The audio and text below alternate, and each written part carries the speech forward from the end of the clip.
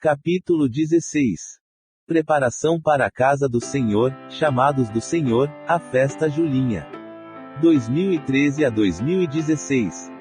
Depois que fomos batizados, começamos a frequentar as aulas do princípio do Evangelho. Depois da aula do princípio, eu ia para a aula do quórum, e em seguida toda a congregação iam para a reunião sacramental, e assim passaram-se um ano de membro de a Igreja de Jesus Cristo dos Santos dos Últimos Dias. Nessa época quem administrava as aulas do princípio do Evangelho, era o William Filho, o mesmo irmão que nos batizou. As aulas dele eram muito espiritual, a sua explicação era mansa e passiva, eu realmente aprendi muito no princípio. Depois de um ano, fui chamado para servir no quórum de Elder da ala. No chamado eu era segundo conselheiro do quórum. Meses se passaram, e fui desobrigado do chamado de segundo conselheiro do quórum, e fui chamado para servir na secretaria da ala, no chamado de secretário adjunto. E agora, ao escrever esse relato, atualmente estou servindo no chamado de presidente do quórum. Antes do chamado de presidente do quórum, eu ainda sendo secretário da ala. No final do mês de maio o bispo Alencar perguntou-me se eu poderia organizar a festa junina, que na nossa ala é em julho. Devido ao mês, nos colocamos o nome de Festa Julinha. Depois desse convite maravilhoso dado pelo Senhor através de meu bispo, eu aceitei.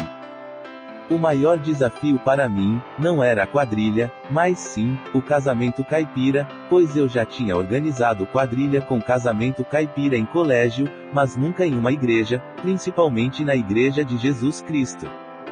A minha maior preocupação era a do casamento caipira, pois não poderia ser o tradicional como conhecemos, em outras palavras, tinha que ser de acordo com os padrões da igreja. E então, como eu iria escrever a história essa que tinha que ser com humor, mas dentro dos padrões do Evangelho. Passei uma semana pensando o que eu iria escrever, mas de minha mente não saía nada. Quanto mais eu pensava, menos eu tinha o que escrever. E aconteceu que, em uma noite antes de dormir, eu fiz uma fervorosa oração, e na oração, pedi ao Pai Celestial que me ajudasse a criar essa história. Conversei, pedi e agradeci fervorosa oração ao Pai Celestial. Depois da oração eu fui dormir. E de costume na madrugada eu levantar-me para ir no banheiro, e na noite dessa madrugada eu acordei com toda a história em minha mente, e imediatamente eu peguei o meu celular e comecei a escrever a história antes que fluísse de minha mente.